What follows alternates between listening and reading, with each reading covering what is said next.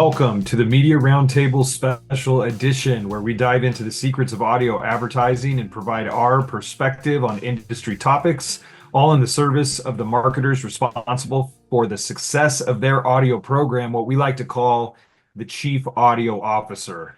I'm your host, Stu Redwine, VP of Creative Services at Oxford Road, and we've got something pretty special for you today. This past July, we brought together about 50 of the top brands in audio for our second annual Chief Audio Officer Summit.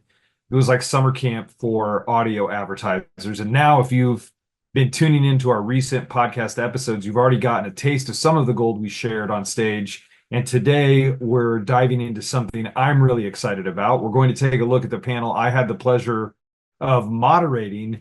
And trust me, when it comes to understanding what makes audio creative work, from the intimacy and authenticity with the host to the power of sound to activate our emotions and create powerful memories, this panel was the real deal. And already I've heard how other chief audio officers have put into practice what they heard live in July. And today we'll be sharing the panel that I moderated with you, a broader audience, dear listener. The panel was called Message Optimization, Testing, Copy, Hosts, and Sonic Branding. And I was joined on stage by some of the smartest marketers in the business, including Emily Deason of Babbel, Brynn Greenelsh of Stamps and ShipStation, and Cassandra LaPrairie of Wise, and Robbie Giles of MasterClass. So whether you're a seasoned pro or just dipping your toes in the audio waters, I'm betting there's something here that'll make your ears perk up as you learn from these illustrious chief audio officers. Enjoy.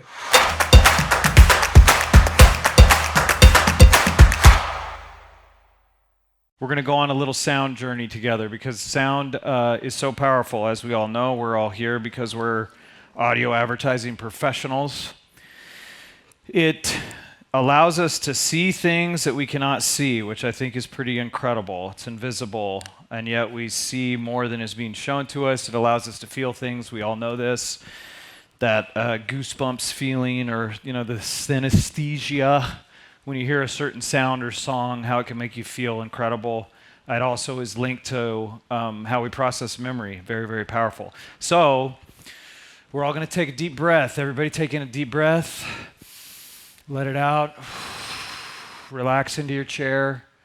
And we're going to go on a sonic journey. We can close your eyes if you're comfortable. You don't have to. And see if in listening to this bit of audio you see anything, feel anything, or remember anything.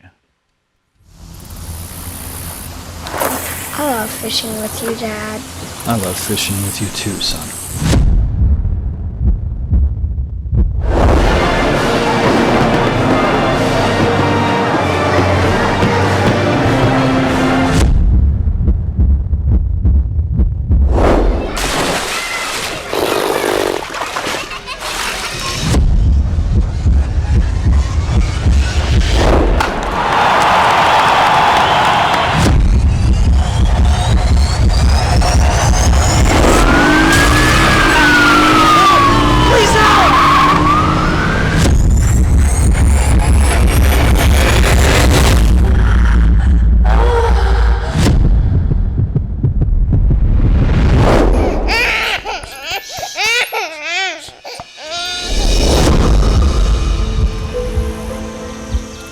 This is where you used to go fishing with Grandpa?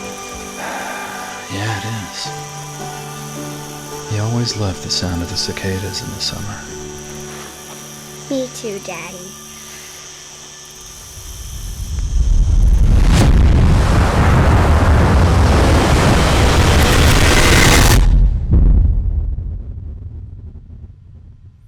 There we go.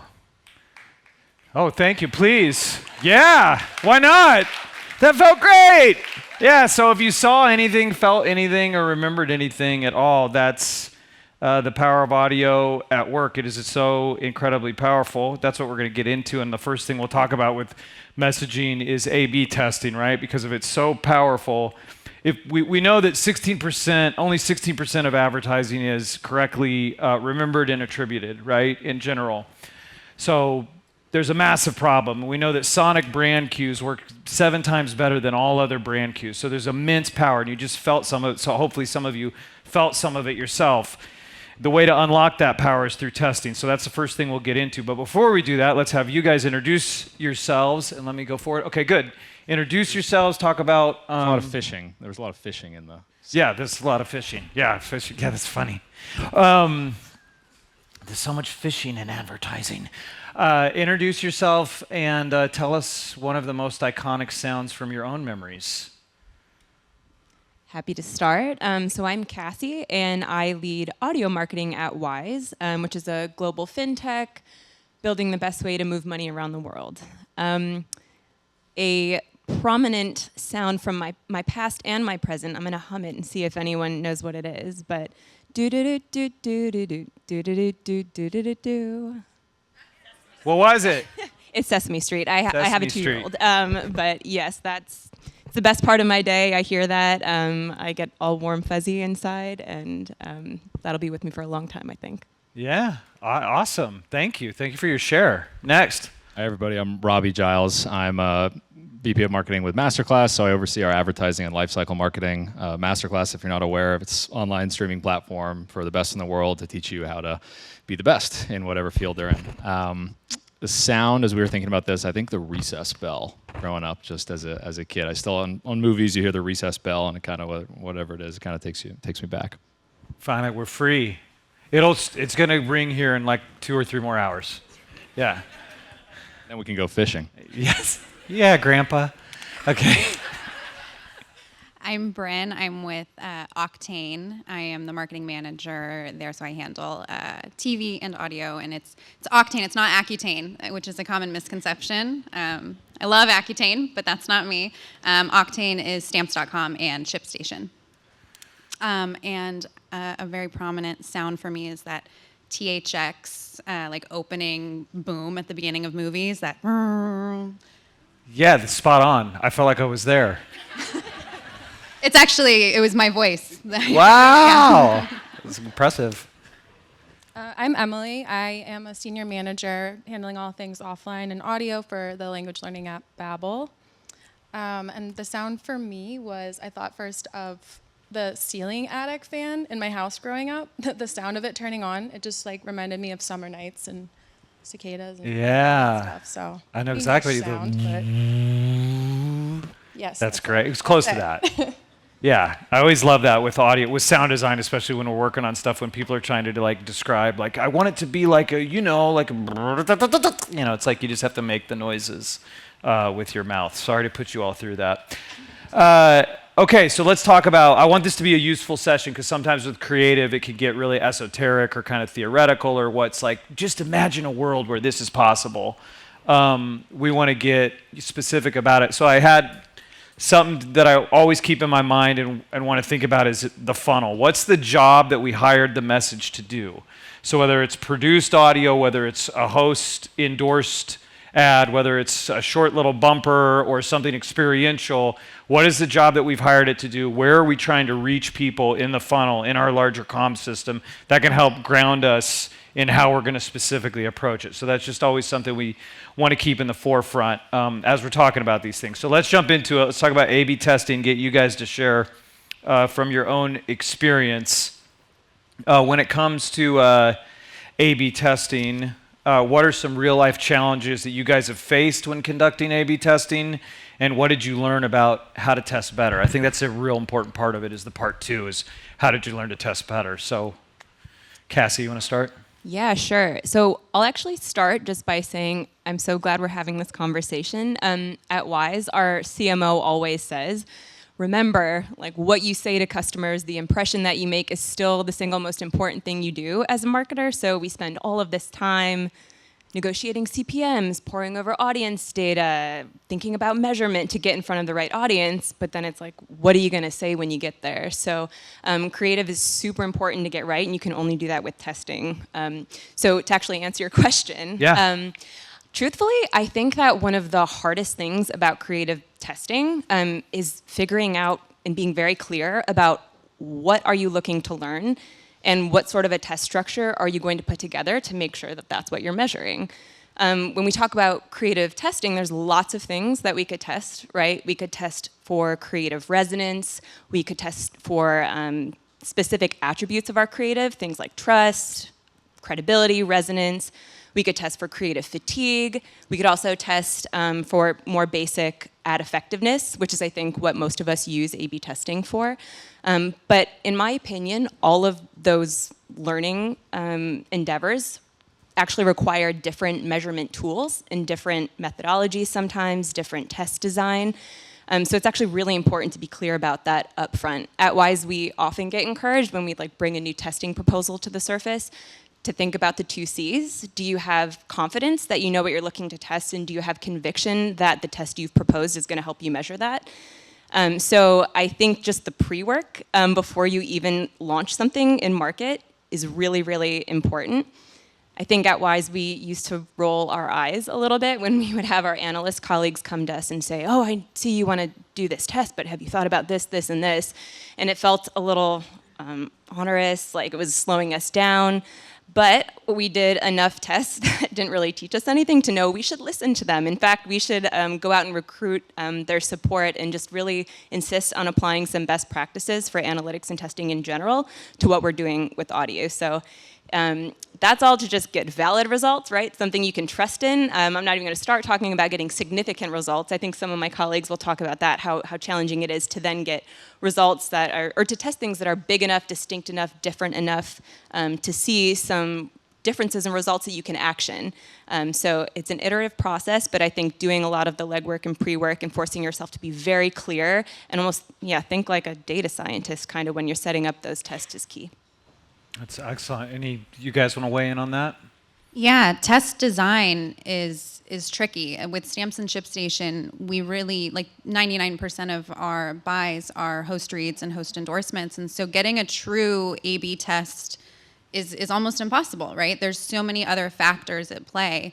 And so without really having a programmatic buy in place where that playing field is kind of level and we can really isolate the variables that we're looking to isolate, it's hard to do. So we don't do much A/B testing, to be completely honest. That's good. It's good to be honest. I think my kind of quick take on A/B testing in general would be, well, first of all, most of our buy also is host-read podcasts, right? We have done A/B testing in the past on streaming. I think we've learned some things the hard way, which I believe pretty strongly, which is one is that because if you're using pixel data, which is really modeled, unless your budgets are really high, relatively speaking, now really high for me might not be really high for you. Some of the budgets, right? It really depends on how important is audio as a channel. Like for us being MasterClass, we are more of a video, that is our product, right? So video advertising platforms as a medium tend to be our primary channel. So Meta, YouTube, right? Video advertising. Audio for us is kind of 4th or 5th, really, and again, it's more host reads. But because then it's not one of our primary channels, right? Getting the necessary budget, if you're talking $250,000 a quarter, it's not as feasible for us because the budget we do spend, it has to work. So what it leads to is the results we get, unless you're spending at that amount, there's a lot of noise, and we've run tests on just different types of reads. Like one example that we did last year is hey, should the read be really kind of a sort of generic, hey, let's tell you all the different things MasterClass has. We have cooking and we have business and politics and community, right? Try to boil the ocean, or should it be a bit more specific, right? Where have someone talking about something that's more relatable to what their expertise is, a more personalized, right, experience. And then we had another one that was really built around price. What we found, not surprisingly, is, hey, that more personalized one worked better. But looking at the results, just on pixel results, everything was really close. You couldn't really break it apart. It might have just been noise. So the other thing I would say, apart from kind of budgets, just be aware if you really want strong statistical significance and you're doing something off pixel data, your budget is going to be large. I'd say the way around that is, not everybody's going to love it, but I do think vanity URLs, or it's the truest read, right? I'm not saying I would use vanity URLs to tell me what is my ROI from audio marketing. I think we all understand why that doesn't make sense. But if I have two, vastly different approaches to a read, and I'm trying to understand is X better or is Y better, I would try to structure the test such that, right, there's no bias there on kind of, if I try this and drive them to the URL, is it going to be successful, versus if I try that and drive them to the URL, is it going to be successful? So we do think vanity URLs, again, just as far as kind of that crude comparison, they're useful. I'm not saying I would then use the vanity URL to kind of take that tactic that wins a test and push it to 100%. Yeah, absolutely. And Emily, do you want to add anything in on this question? No, I mean, we don't do a ton of true like A/B testing. Like you said, with the host read ads, there's a lot of different variables, so I don't want to call it like an A/B test. We've done things where we've tested like a CTA. We did a CTA change recently where we like focused, the question was whether if we like mention a specific subscription tier, like will that drive different results? And so again, we used the vanity URL for that to measure that test. And then we saw like, again, these calling out our lifetime subscription, it drove like a higher lead to sale conversion rate. It drove a higher AOV, but fewer sales. So we reverted back to our old CTA. But that's not to say that like when we learned that making that change did make a noticeable impact on those vanity URL results.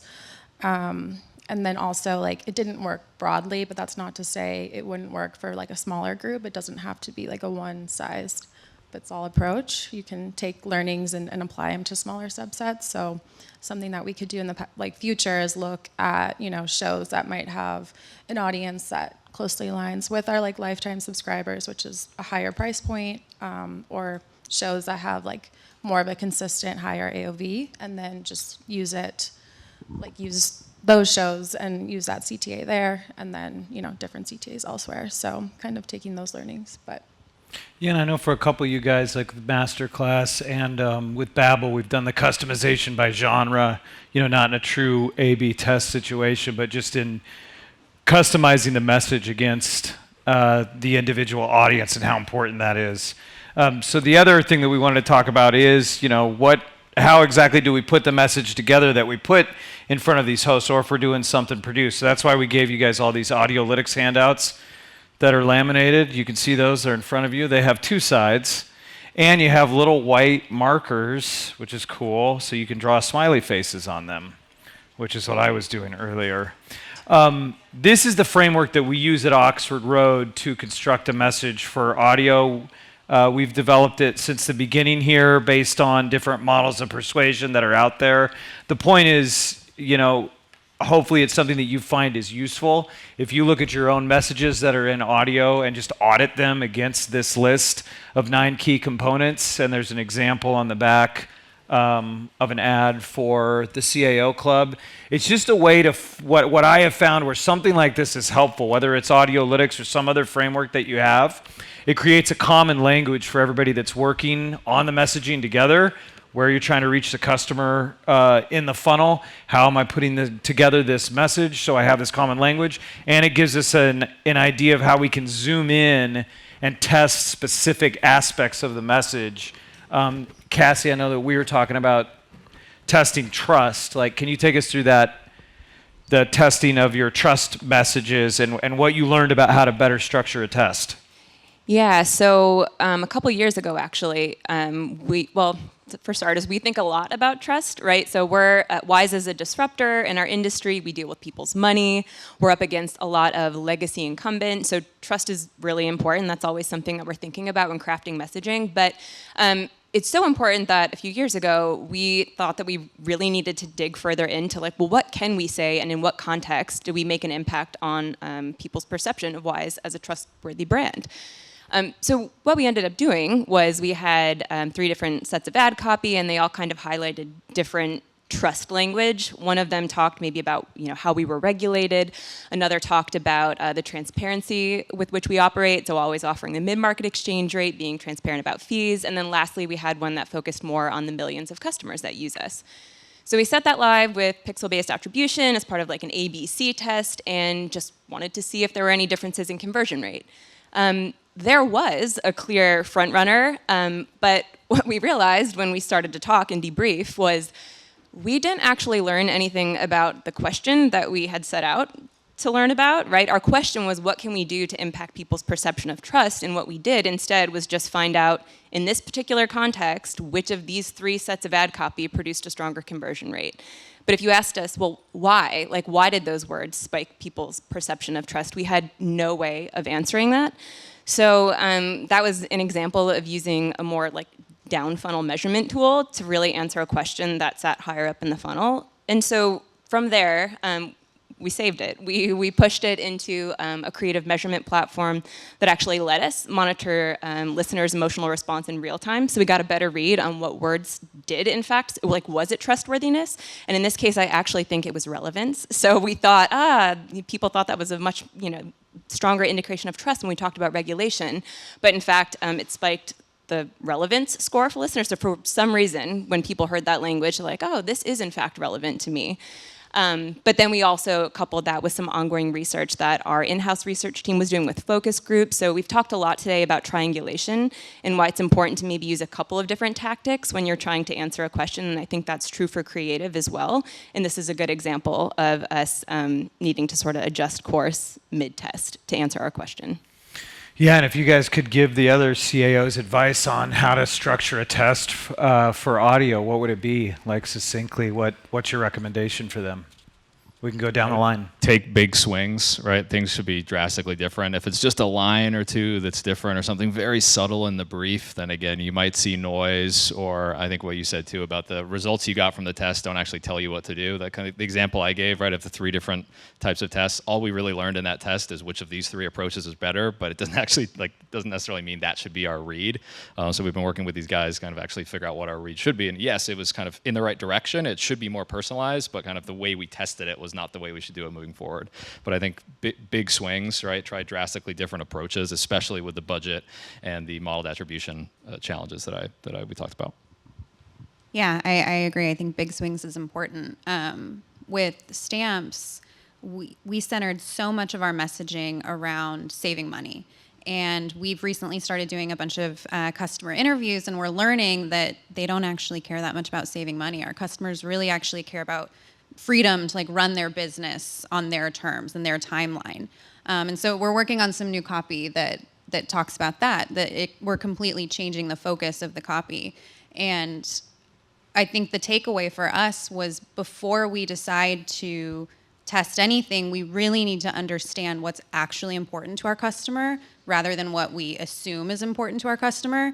And we need to understand what their buying journey is, and that can then inform us testing our call to actions, us testing our copy, us testing, I think, anything from doing an endorsement to a produced read, because we need to understand what our customers are actually looking for.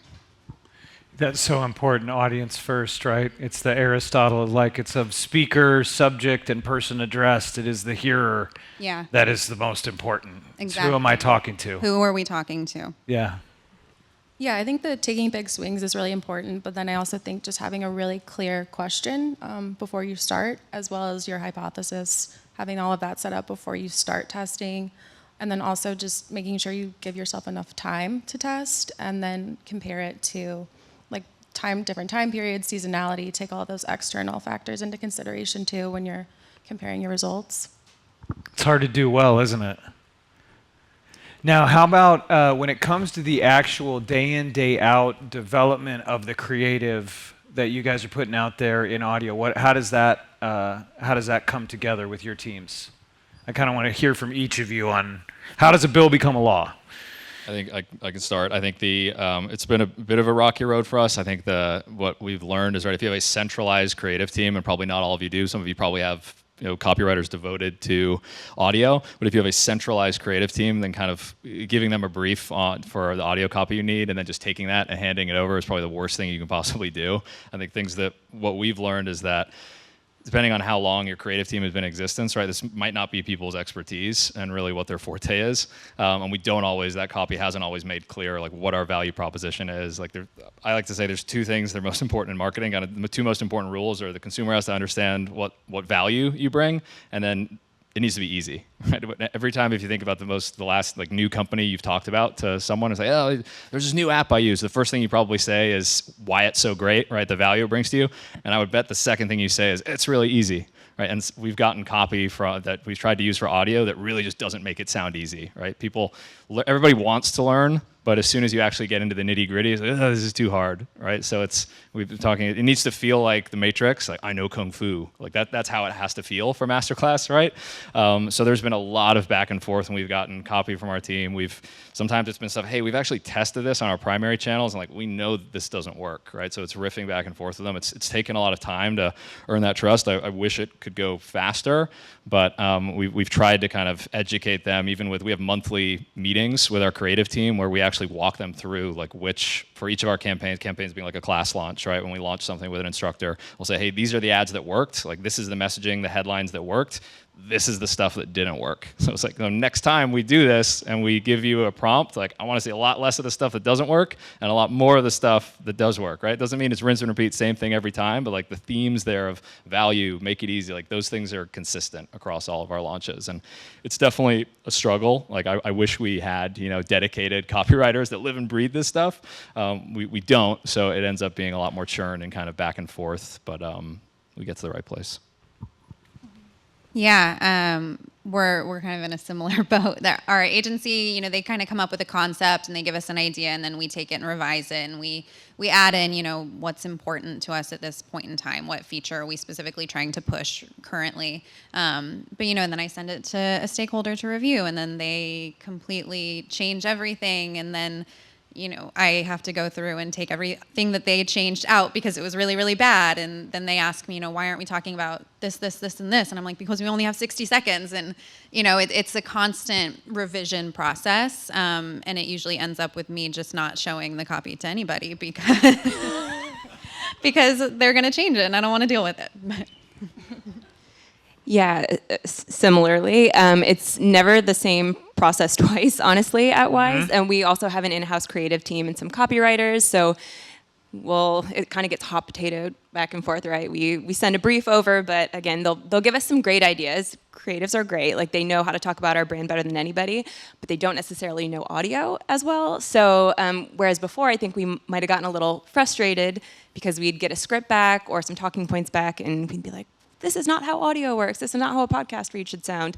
But now I think we've just sort of leaned into like the strengths from each team that's involved in the process. So we still seek out the feedback and sort of the co-writing with our copywriters, also our compliance team. But now we've made sure that the final owner of the output for all of our audio ad materials is someone on the audio team. So audio expert and audio native is the final person who's making the finishing touches and just making sure this makes sense.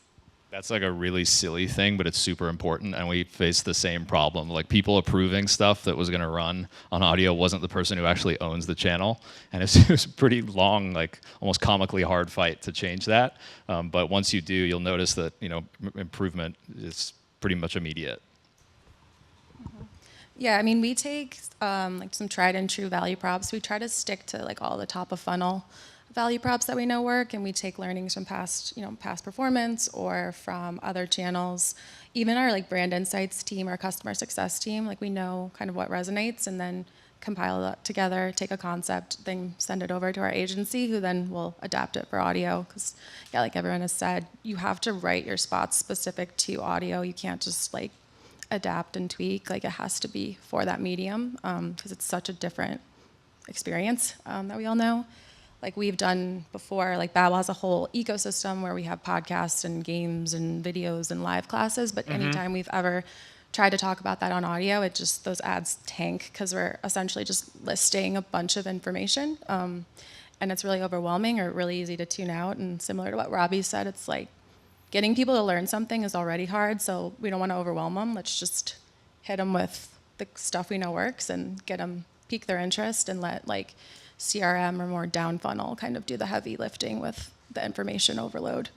Yeah, I'm hearing you guys say it's about purposeful design, ownership, and then I think focus is interesting when you're thinking of audio and creative because, and Steve Abraham and I were talking about this before, that when you're focused on one sense in particular, it actually heightens your attention on it. So it makes sense then that you want to simplify that message because they're completely laser focused on it. So it's focus on it, keep it simple, and have somebody that's actually responsible for this thing. I mean, like you said, it's almost comical, but it makes a ton of sense. I want to make sure we touch on, one massive way that creative comes to life in audio is working with hosts and them doing what only they can do. And that's we talk about this idea of writing copy for hosts or customizing for them, it's like the image that always comes into my mind is like Louis Armstrong playing on his trumpet, and it's like we can't, me too, guilty as charged, like walk up and try to put our lips next to his and be like, I know how you play, let me just put my, it's like, no, we got to let them do what only they can do.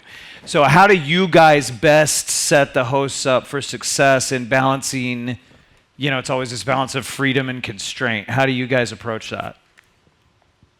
So we do an onboarding call with every show, and we kind of walk them through the product. And fortunately, a lot of the time, the hosts are users of either Stamps or ShipStation. They sell merch, and so it's just kind of a natural integration. But we walk them through the process, explain what the product is, how it works, and some of the features. And then we have like 2 things that we say, make sure you don't do this. Make sure you don't say anything bad about the United States Postal Service.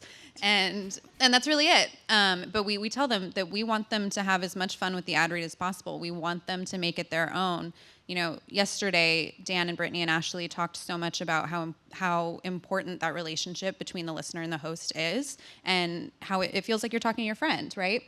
And imagine, like, if you were having a conversation with your friend and they're telling you about this product they love, and all of a sudden they pull out their notepad and they start reading bullet points to you. It would be weird. Yeah. And so it's important that we allow the host to do what they do best. They know their audience. The host knows what their audience wants to hear. And more importantly, the audience likes the way that the host speaks. That's why they're listening. And so as a brand, who are we to interrupt that? Who are we to say, you have to say it this way or you have to do this? Like, if that's the way that we're going to be, then we shouldn't be in the podcast advertising space. And so, yeah, we really give our hosts as much creative control as they want to do their thing, because we're not going to be able to do it nearly as good as they can. I've been listening to a podcast, and I heard an ad that they wrote in a joke for the host that tried to sound like something that the host would say naturally, and it was cringy. It was bad. Like the host even kind of made fun of it. They were like, "Oh, they wrote that for us," and so that's the last thing I want to do. I don't want to dictate what the host says at all. And I think to add on that, I think we all agree that creative freedom is super important when you're working with hosts, but I'll add too that I think educating them can help empower them to do that. So I think for most people, adequate context equals confidence. So especially if you have a product that maybe is a little bit more complex, not as intuitive to understand, I think it helps to provide a little bit of background info. Like with Wise, we do that. We always, when we're providing materials for hosts, we actually start by including a little bit of a background section that's very succinct, but it's just meant for the host to, even if they're current customers of ours, remember the big so what of what we do and the value we add to customers' lives. Just to make sure if they want to highlight that they internally know not only why we do what we do as a business, but also what we're trying to do with this ad campaign. Yeah. So I think providing some constraints can actually be empowering to help hosts just add their natural flavor, because they know they're not going to say anything they shouldn't, and they're not going to get asked to re-record the ad after. Turns out hosts are people too. It's crazy. That's what I hear. Emily, what about you guys? Yeah, I mean, we give hosts a lot of freedom. I think language learning is a really personal thing. There's a lot of reasons you want to learn, a lot of experiences with like learning in the past, motivations, the actual language you want to learn. All of that is really dependent on the person. So we want them to be able to speak freely about that. But there is a degree of hand-holding that is involved, especially in the beginning. So yeah, we onboard hosts. We have a video that we have sent them now, just giving them an overview of the product, kind of what we want to see in the reads. We give them codes to use the product, tell them what to avoid, and then as well as some prompts just to get their minds going. And if they want to use those prompts, they can. Or if they want to talk about their own personal tie-in, please do. I love when they do that. Just run with it. But yeah, we want them to have fun with it, but give them some direction so they feel confident to have fun with it, because they know what the expectations are. Yeah, absolutely. Dana Carvey doesn't read the brief, so we just let him do whatever he wants to do. What we know. No, in all seriousness, I agree with them. I think one thing, kind of to your point, Cassie, what we found useful recently is we used to just have one brief, and it was very much the kind of freedom, but I think sometimes what you get is instructors maybe talking too much about one topic, right, that's not really a great seller for you, whereas really like, hey, I want them to have freedom, but you end up in a lot of situations like, for MasterClass, I wish they had talked about this topic instead, right? Little things like that add up and make a big difference. So the way we still want to give them freedom, don't want to get into kind of any of the instances where, like you said, Brynn, it feels like forced and it's cringy. But what we've done is basically rather than one kind of overarching generic brief, we looked at all the shows that we work with and we organized them into genres, right? If they're like, oh, there's cooking shows and there's shows about politics and ones that are comedy, right? And we kind of curated briefs to help guide them a little bit more, just point them in the right direction, right? So again, they're still operating. They're still operating with freedom, but I think we found that the hit rates are much higher because they have a better understanding of like what value we specifically want their show to communicate to their audience. All right. Well, the sand is quickly going through the hourglass here, so I want to open it up to audience questions.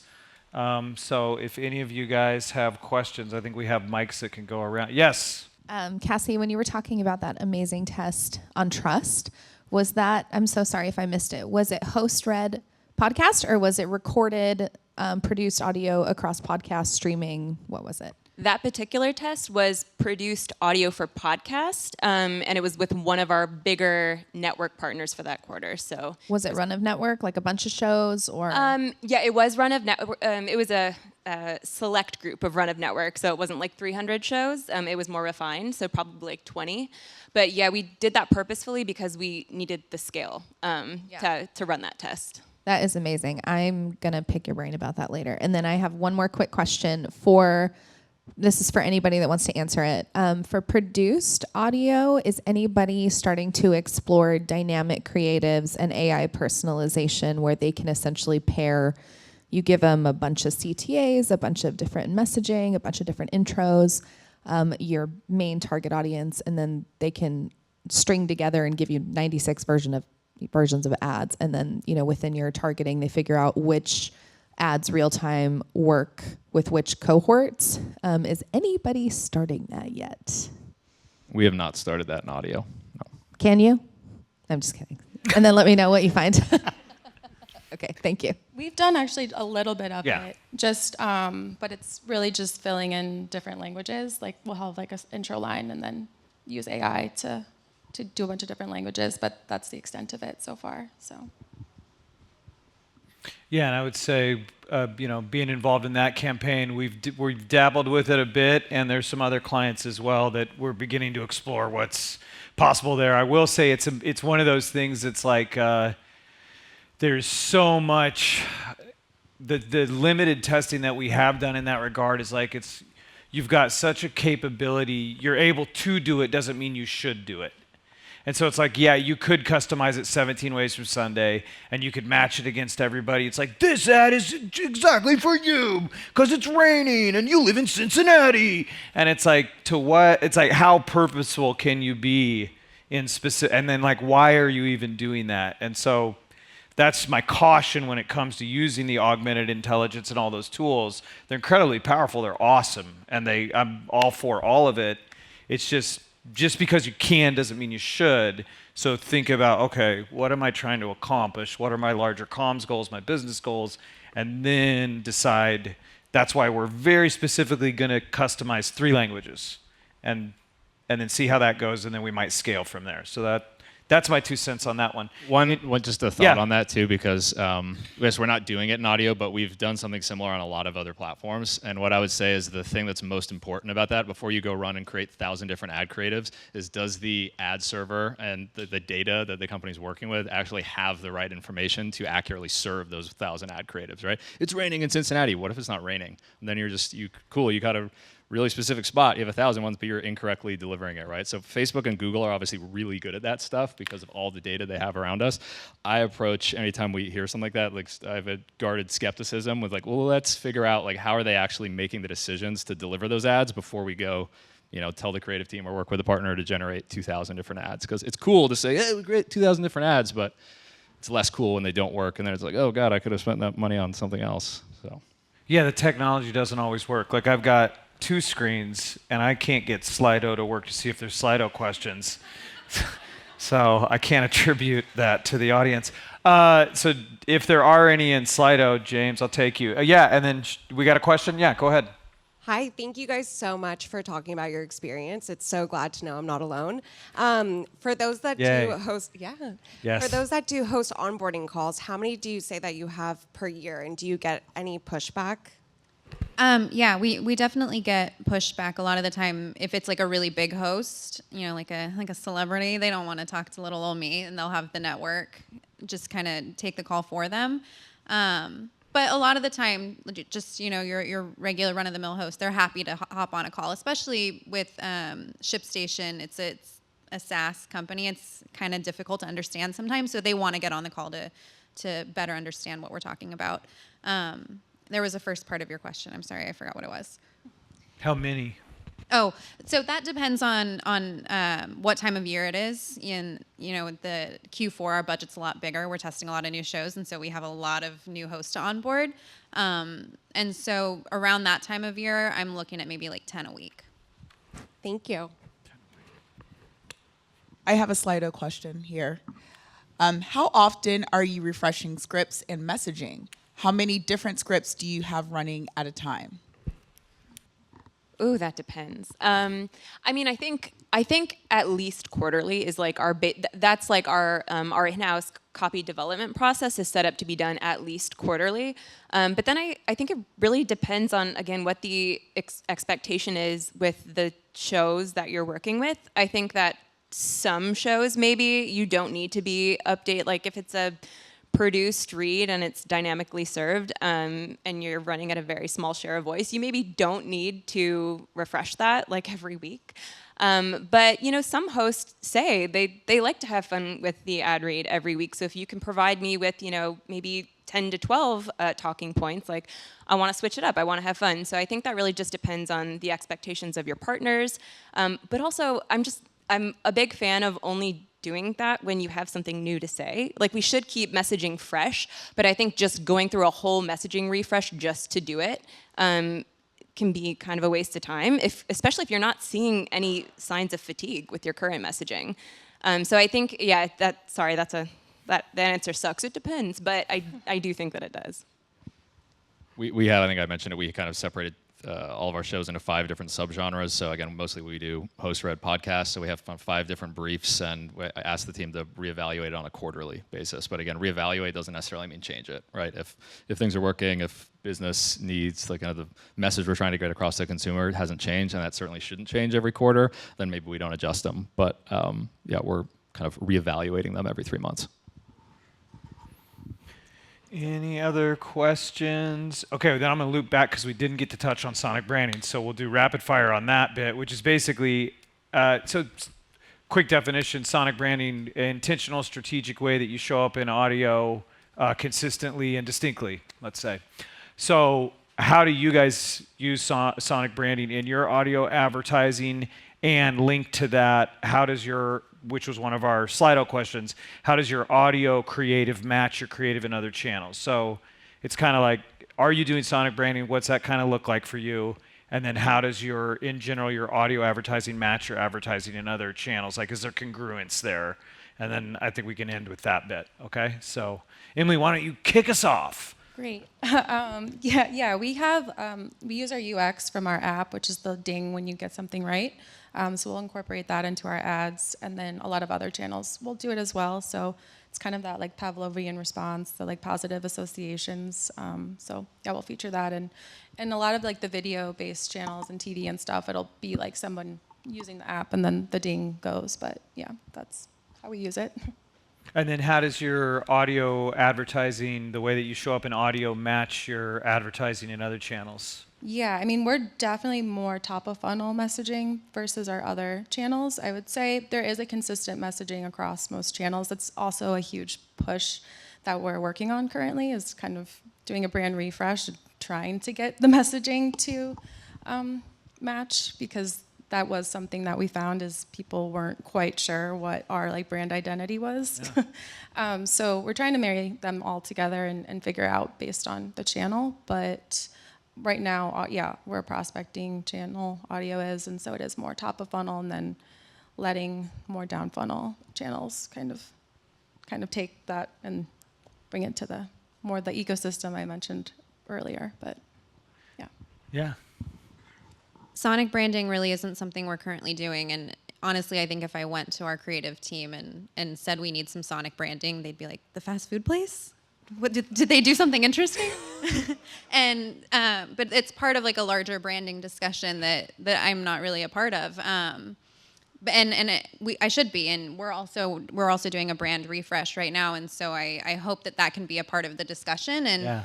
I know this is something that we've all talked about earlier, but there needs to be more education internally on what exactly Sonic branding is and why it's important, and somebody kind of has to be like an ambassador for that.